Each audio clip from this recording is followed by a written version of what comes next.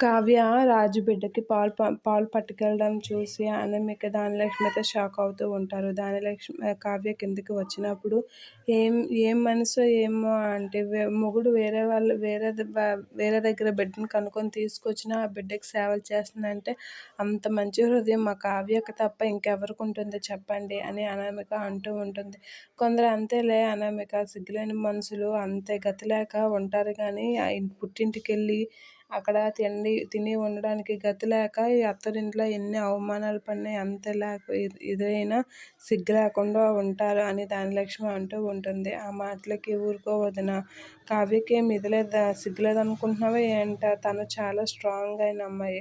మొగుడు వేరే దగ్గర బిడ్డను కనేసి తీసుకొచ్చినా ఎంత స్ట్రాంగ్గా మొగుడికి సేవలు చేస్తుందంటే అంతకన్నా మంచి భార్య ఇంకెవరికి దొరుకుతుంది చెప్పండి అనేది రుద్రాణి అంటూ ఉంటుంది. ఆ మాటలకి నిజమే రుద్రాణి, అంత ఆదర్శమైన పెళ్ళం ఎవరికీ దొరకదు అని ధనలక్ష్మి డెప్పు పొడుస్తూ ఉంటుంది. అలా కావ్యని నానా మాటలు అనామిక ధనలక్ష్మి రుద్రాణి అంటూ ఉంటారు.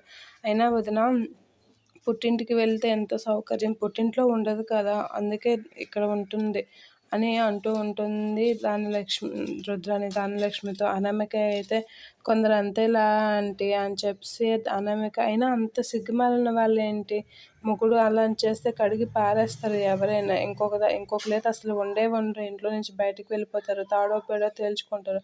అలాంటిది ఏమీ లేకుండా అందరితో నార్మల్గా కలిసి తిరుగాడుతుంది చూడండి, కావ్యకి నేను నిజంగా మెచ్చుకోవాలి అని అంటూ ఉంటుంది. ఆ మాటలకి కావ్య కామ్గా వింటూ ఉంటుంది.